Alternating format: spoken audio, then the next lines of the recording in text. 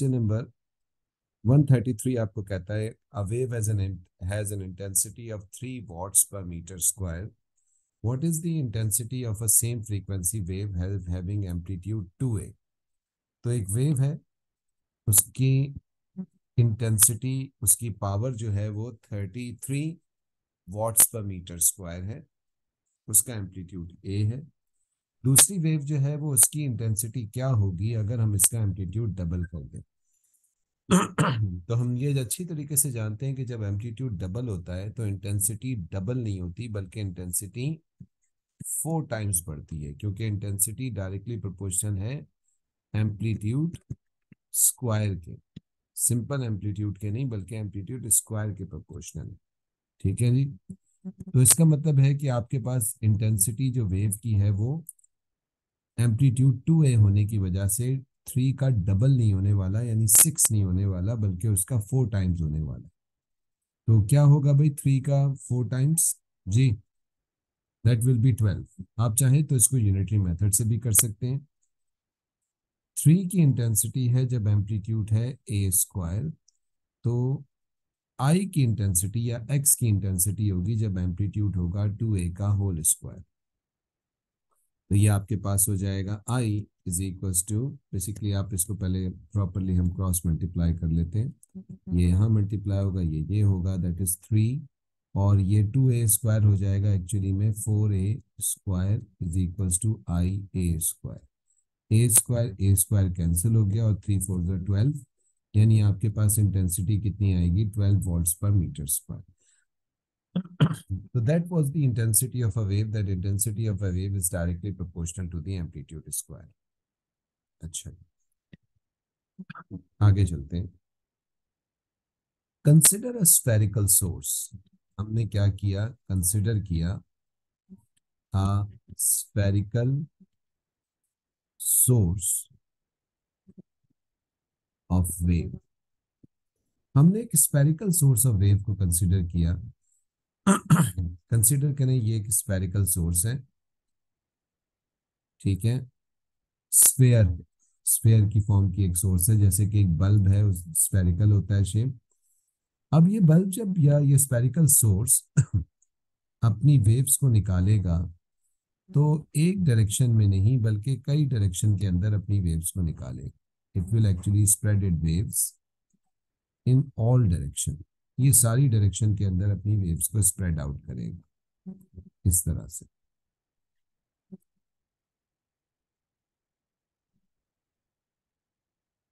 ठीक है जी। अब ये जब सारी डायरेक्शन में अपनी वेव्स को स्प्रेड आउट करेगा, although I have shown only 2 dimensions over here, but since it is sphere it will be sending it's wave in all 3 dimensions.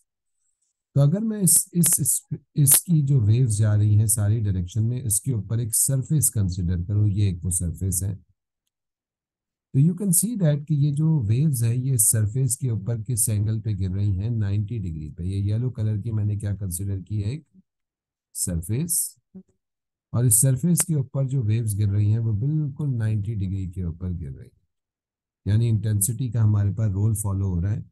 Intensity is power transmitted per unit area, और area के ऊपर जो waves होती हैं बिल्कुल 90 degree के ऊपर fall कर रही होती है।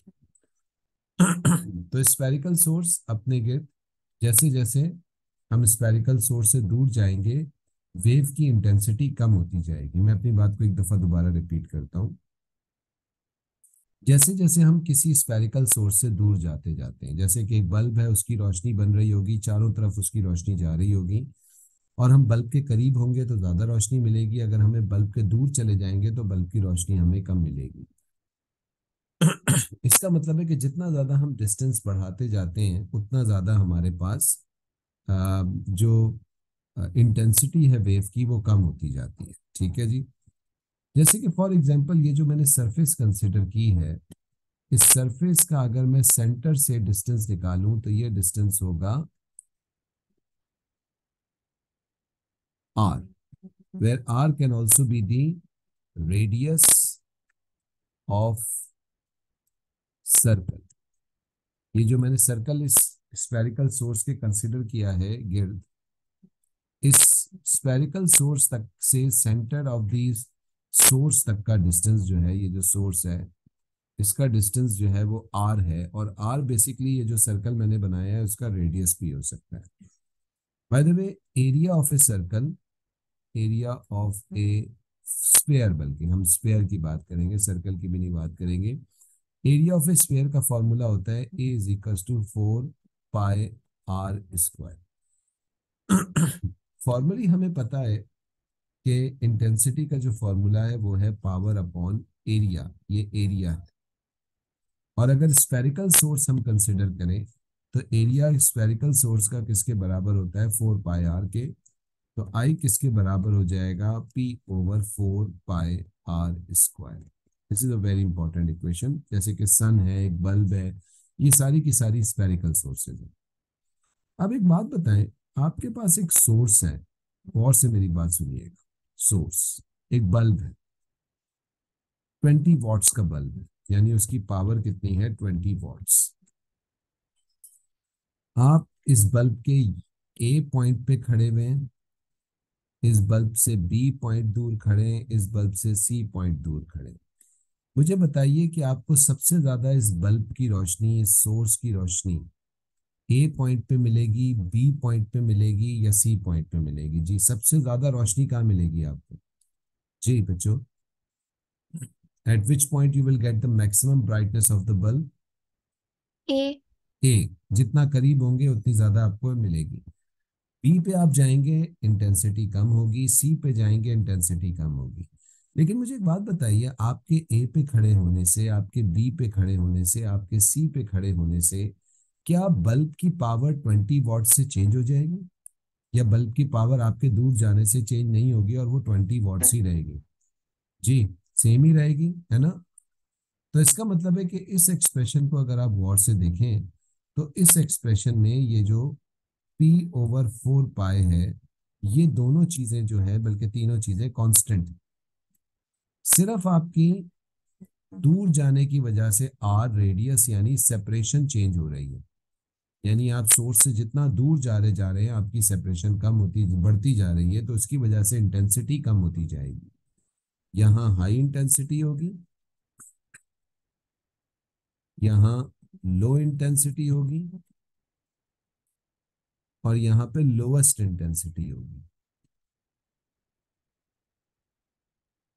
तो हम ये कह सकते हैं कि ये आई एक्चुअली में इनवर्सली प्रोपोर्शनल होता है आर स्क्वायर के। यानी कि आई जो है आपके पास इंटेंसिटी है, और आर जो है ये आपके पास, जी, आर जो है दैट इज सेपरेशन। ठीक है जी, दैट इज सेपरेशन। तो जितना ज्यादा हम सोर्स से दूर जाते जाएंगे, इंटेंसिटी आपके पास सोर्स से दूर जाते हुए डिक्रीज होती जाएगी। अच्छा, ये बाय द वे किस फॉर्म में डिक्रीज होगी, मैं अभी ये भी एक्सप्लेन करता हूँ। ये 1/r² जो होता है, इसको हम कहते हैं inverse square relation. Inverse square relation क्या होता है, मैं इसको भी एक्सप्लेन करता हूँ आपको कि what is inverse square relation. देखिए, हमारे पास एक सोर्स है, बल्कि हम इस तरह कंसिडर करते हैं, ये एक सोर्स है। This is a source of wave या लाइट। आप इस सोर्स से यहां खड़े हुए, बिल्कुल इसके करीब, ठीक है। मान लीजिए अभी आपका डिस्टेंस इस सोर्स से कितना है, आर, रेडियस के डिस्टेंस पे, ठीक है। आप ए पॉइंट से ट्रेवल करते करते करते बी पॉइंट पे गए, यानी आपने अपना डिस्टेंस इसके, मान लीजिए रेडियस के कितना कर लिया, डबल कर लिया। यानी अब आपकी सेपरेशन इससे कितनी है, 2r। आपको आर के ऊपर जो इंटेंसिटी मिल रही थी, लेट्स से आर पे आपको इंटेंसिटी मिल रही थी आई की, तो 2r पे आपको इंटेंसिटी आई नहीं मिलेगी, बल्कि आपको I/4 मिलेगी, क्योंकि इंटेंसिटी 4 गुना डिक्रीज होगी, क्योंकि आर पे लगा हुआ है स्क्वायर। ठीक है जी, आर पे आपके पास लगा हुआ है स्क्वायर। बी पॉइंट पे। अगर आप इससे और दूर जाएं सी के डिस्टेंस पे, लेट से आप कितना डिस्टेंस चले जाएं दूर, 3r, तो यहाँ पे इंटेंसिटी 3 के स्क्वायर की फॉर्म में कम होगी, यानी 3 का स्क्वायर कितना होता है, 9। यानी यहाँ पे इंटेंसिटी कितनी हो जाएगी, 9। इसका अगर हमें ग्राफ बनाते हैं तो ये ग्राफ हमारे पास कुछ यूं बनता है, ठीक है। 2r पे I/4, r की सेपरेशन पे I, और 3r पे I/9। इस तरीके से आपके पास इंटेंसिटी के अंदर वेरिएशंस आते हैं।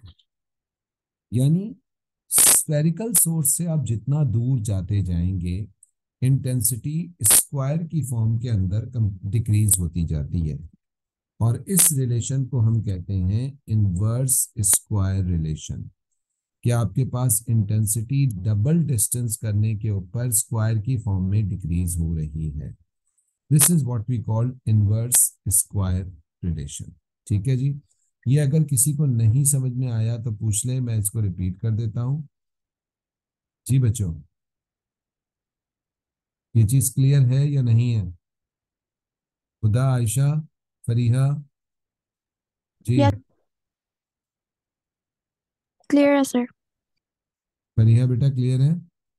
मशहूद, जी सर। सैद, जैद, जी सर। जैद बेटा क्लियर है या नहीं हुई है क्लियर ये?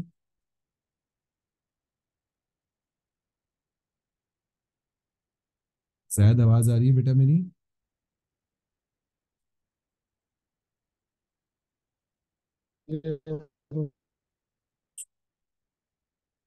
जैद तुम्हारा इंटरनेट शायद कुछ दिनों से सही नहीं चल रहा बेटा। तुम्हारी आवाज भी काफी ब्रेक हो के आ रही है।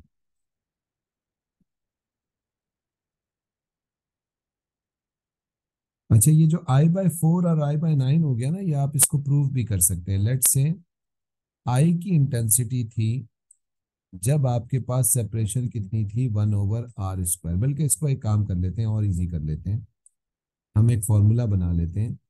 I is proportional to 1/r²। तो जब हम ये प्रोपोर्शनलिटी का साइन हटाएंगे तो एक कांस्टेंट आएगा, तो ये हो जाएगी I = K/r²। ठीक है जी। ये हम एक फॉर्मूला डेवलप कर सकते हैं जिससे हम अपनी कैलकुलेशंस बड़ी इजीली कर सकते हैं। यानी K इस फॉर्मूले के हिसाब से बराबर होगा I/r²। सही है। दिस इज एक इक्वेशन, ये आप इसको बड़े इजीली यूज कर सकते हैं किसी भी रिलेशन में। जैसे कि फॉर एग्जांपल हमारे पास ये एक सोर्स है, इससे r के डिस्टेंस के ऊपर एक ऑब्जेक्ट रखा हुआ है, और यहां उसको इंटेंसिटी कितनी मिल रही है, I। इसी ऑब्जेक्ट को जब मैं 2r के डिस्टेंस पे लेके गया तो यहाँ पे इंटेंसिटी x है, और वो x कितना है वो हमें निकालना है। तो फर्स्ट जो पोजीशन है, जिसको हम पॉइंट ए कह लेते हैं और इसको हम पॉइंट बी कह लेते हैं, तो ए पॉइंट के लिए अगर मैं इक्वेशन लगाऊं तो वो हो जाएगी K = ए पे इंटेंसिटी आई है और ए पे सेपरेशन कितना है, r²। अब हम बी के लिए बात करते हैं। बी पे कांस्टेंट तो सेम ही रहेगा, लेकिन इंटेंसिटी कितनी है, x, और सेपरेशन कितनी है, 2r का होल स्क्वायर। यानी के किसके बराबर हो जाएगा, x × 4r²। दोनों में के कांस्टेंट है तो हम दोनों को इक्वेट कर सकते हैं। यानी ये हो जाएगा के अगर इक्वेट हो जाए तो ये होगा I/r² = x/4r²। हमारे पास क्या चीज कैंसिल हो जाएगी, r² कैंसिल। अगर हमें x चाहिए तो ये 4 इस साइड पे ले जाना होगा, तो x किसके बराबर हो जाएगा, I/4 के। यानी इंटेंसिटी आपके पास x जो थी ये बी पॉइंट पे थी, और बी पॉइंट पे इंटेंसिटी ए के इंटेंसिटी के 4 गुना कम है। इस तरीके के क्वेश्चंस काफी पेपर में पूछे जाते हैं। ठीक है जी। ये रिलेशन समझ आया है या नहीं आया? जी, ये कैलकुलेशन समझ आई है? जी सर। अशोक तुम भी लेट आए हो जी आज। जी सर। समझ आया ये या नहीं आया? लेट ज्वाइन किया जी तुमने सर। क्लास। सर ये I is equals to P upon 4 pi R square में ये पी किस चीज के लिए स्टैंड करता है? बेटा पी इज पावर, याद है हमने लास्ट क्लास में पढ़ा था। असद हो ना? जी सर। असद बेटा, याद है हमने लास्ट क्लास में पढ़ा था कि इंटेंसिटी होती है पावर अपॉन एरिया। याद है? Energy power sir. Transmitted per unit area. हमने कंसिडर किया बेटा एक स्फेरिकल सोर्स, और स्फेरिकल सोर्स या स्फेयर का जो एरिया होता है वो 4 पाई आर स्क्वायर होता है। तो जनरल फॉर्मूला तो इंटेंसिटी का है पावर अपॉन एरिया, है ना? लेकिन मैंने उसमें एरिया की जगह अब क्या सब्सटीट्यूट कर दिया? 4 पाई आर स्क्वायर। सही है ना? सर ये सर। तो ये स्फेरिकल सोर्स के लिए फॉर्मूला बन गया। और फिर मैंने एक रिलेशन ये बनाया कि एक बल्ब है, आप उससे ए के डिस्टेंस पे खड़े हैं, बी के डिस्टेंस पे खड़े हैं, सी के डिस्टेंस पे खड़े हैं। जितना ज्यादा तुम बल्ब से दूर जाते जाओगे इंटेंसिटी लाइट की कम होती जाएगी।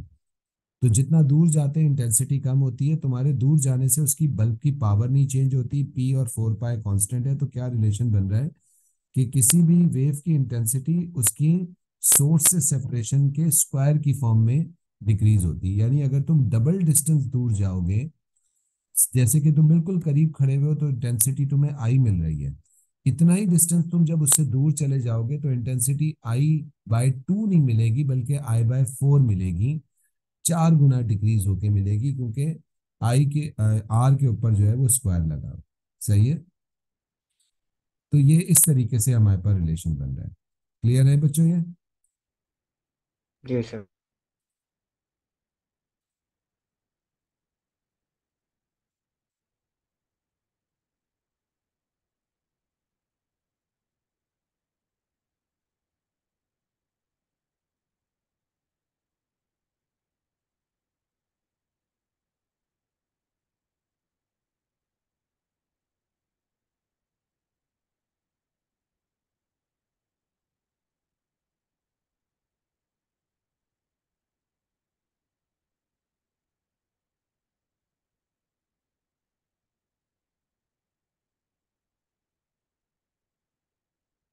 ये बच्चों is it copied?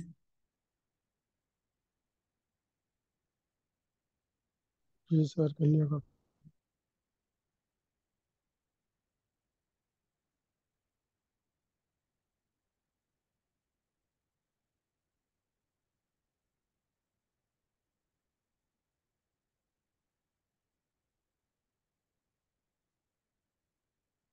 Ji everyone done?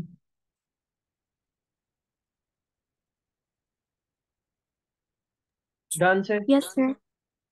अब एक फाइनल रिलेशन हम बनाने जा रहे हैं। And what is that final relation? इस रिलेशन को भी देखिएगा। हमने दो रिलेशन बनाए। हमने कहा जी इंटेंसिटी डायरेक्टली प्रोपोर्शनल है एम्पलीट्यूड स्क्वायर के। ठीक है ना? और हमने ये कहा कि इंटेंसिटी इनवर्सली प्रोपोर्शनल है आर स्क्वायर, यानी सेपरेशन। आर बेसिकली क्या है? सेपरेशन की। सेपरेशन जितनी ज्यादा होगी इंटेंसिटी उतनी कम होती जाएगी। ठीक है?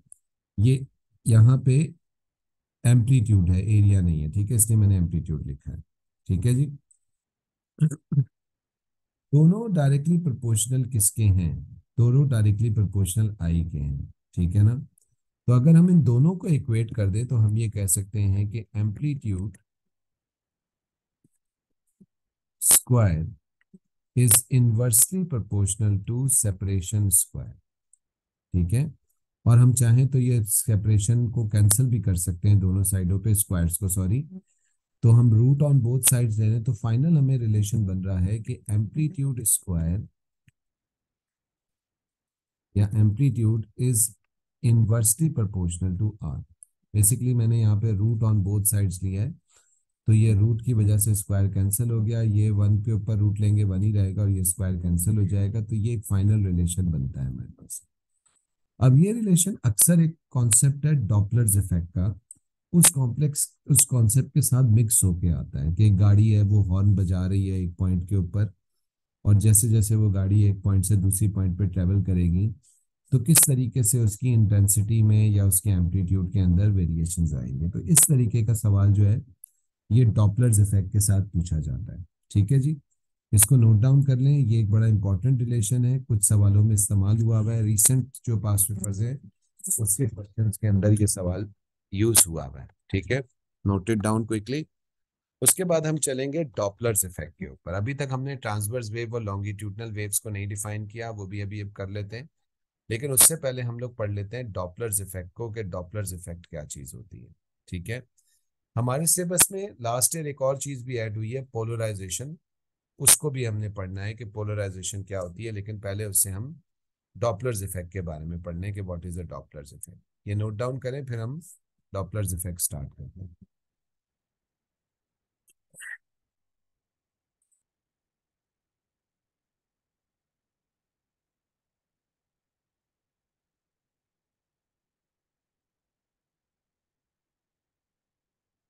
जी बच्चों, कॉपी हो गया ये? जी सर। जी सर।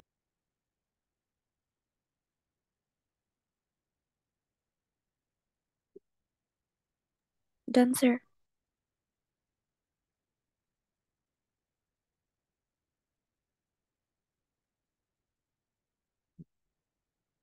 जी भाई, हो गया, एवरीवन डन? जी डन सर। सर। आयशा हो गया बेटा? फरिया? असद? जी सर। जी, sir. आप लोगों के साथ एक वीडियो शेयर कर रहा हूँ, वीडियो को देखिएगा, फिर इससे डॉपलर्स इफेक्ट को हम कंटिन्यू करते हैं। वीडियो नजर आ रही है सबको? मैं इसकी साउंड भी शेयर कर रहा हूँ आप लोगों के साथ।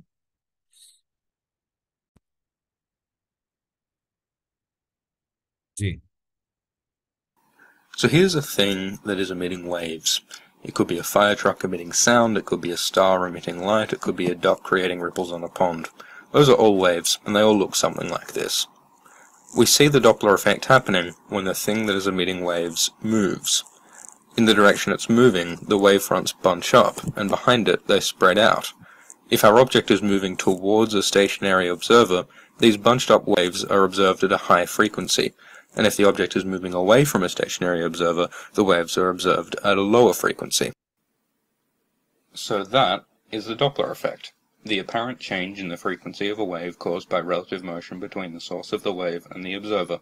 It makes sense, but it gets interesting when you consider some of its applications. So let's say you are standing in the middle of a road. That's you, and a car drives past you very fast. As it does so, it honks its horn, because you're standing in the middle of the road. The horn to you might sound something like this. So it starts at a high pitch and moves to a lower pitch, even though from the driver's perspective the horn is playing the same pitch the entire time. So what's going on? As the vehicle's coming towards you, the sound waves that it's emitting bunch up, and so are delivered to you at a higher frequency, which you interpret as a higher pitch, because the frequency of sound waves is pitch, and then when the vehicle passes you and is moving away from you, the sound waves spread out, and so you hear them at a lower frequency, a lower pitch. So that's how the Doppler effect works with sound. It also affects another.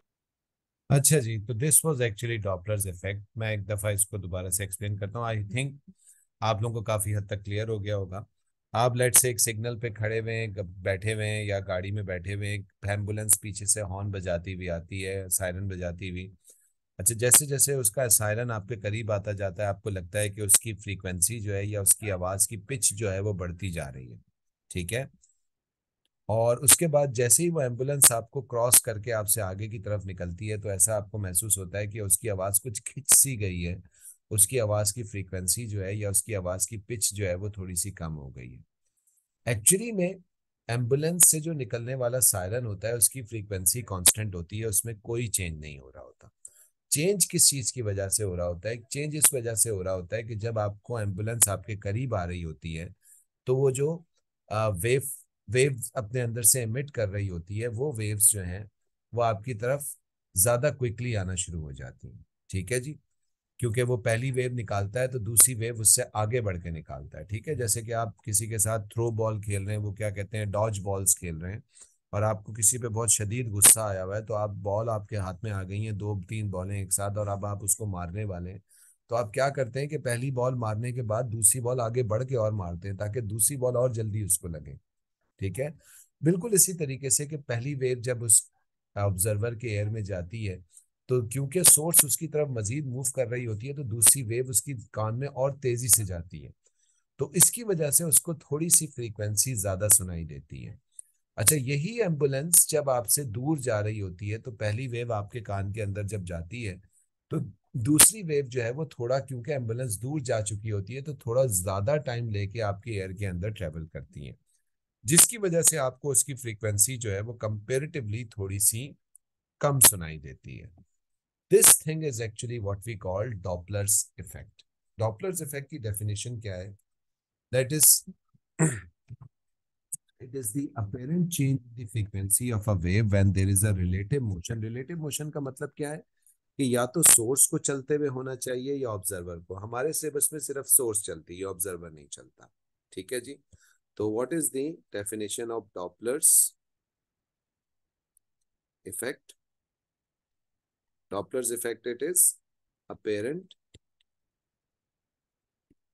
change in frequency of a wave when there is a relative motion between source and observer. Observer भी हो सकता है, listener भी हो सकता है। This is what we call Doppler's effect. If source approaches the observer,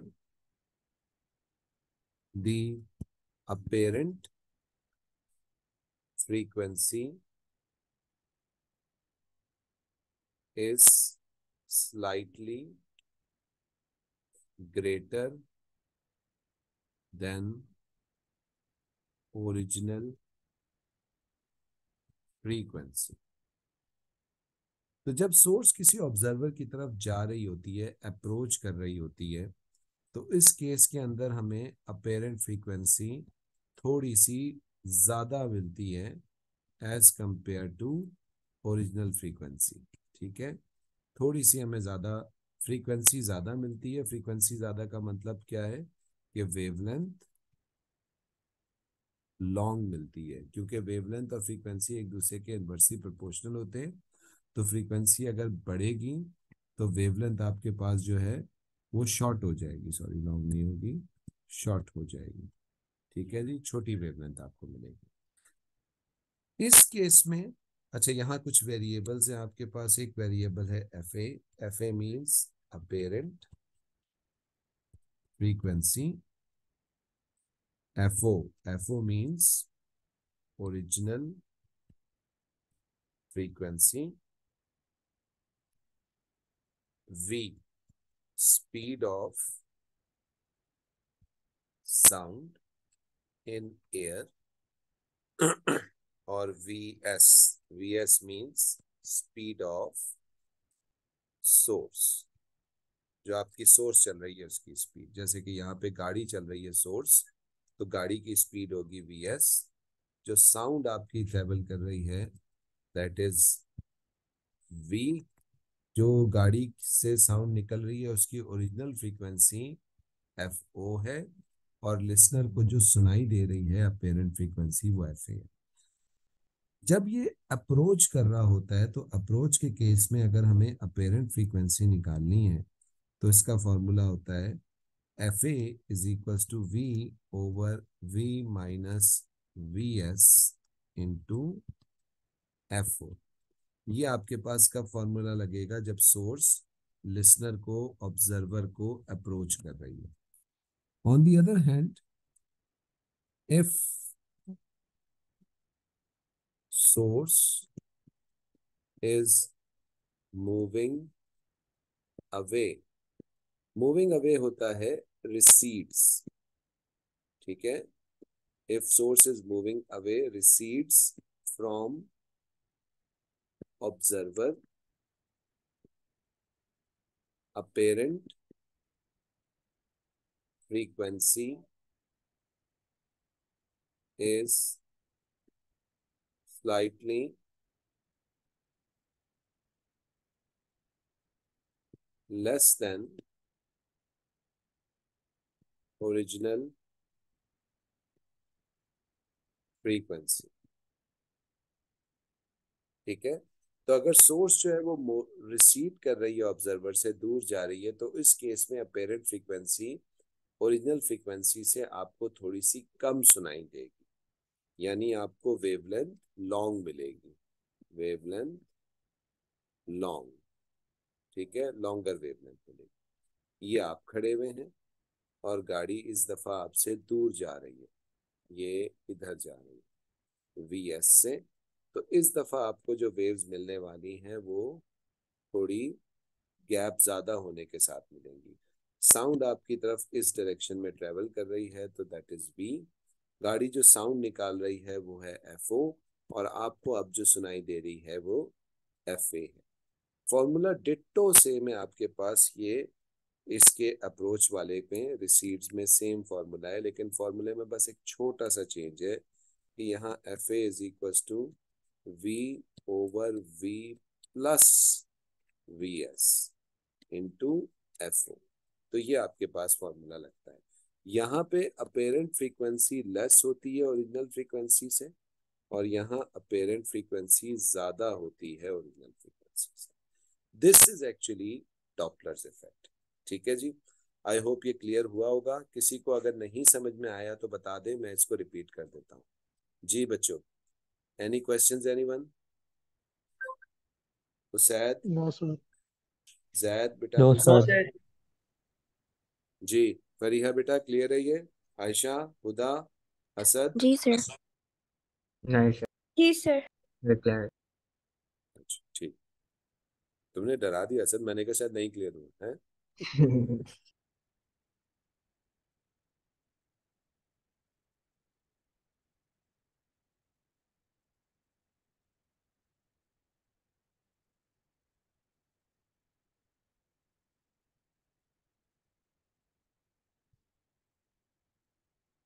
आप लोग इसको आराम से कॉपी करें, और इसके बाद फिर जब मीटिंग एंड हो जाएगी तो रीजॉइन कीजिएगा, फिर हम इसके क्वेश्चंस करेंगे, और वो एम्पलीट्यूड वाले क्वेश्चंस को भी करेंगे। ठीक है साथ में?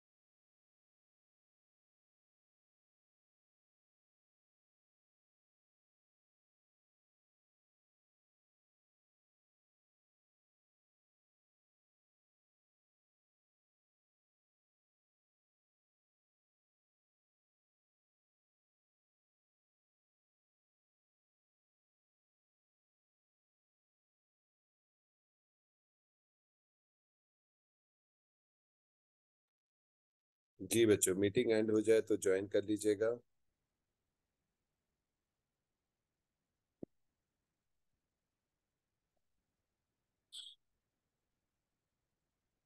कॉपी वैसे कर लिया, स्क्रीनशॉट लूं इसका, या कर ले लिया, पूरा हो गया कॉपी?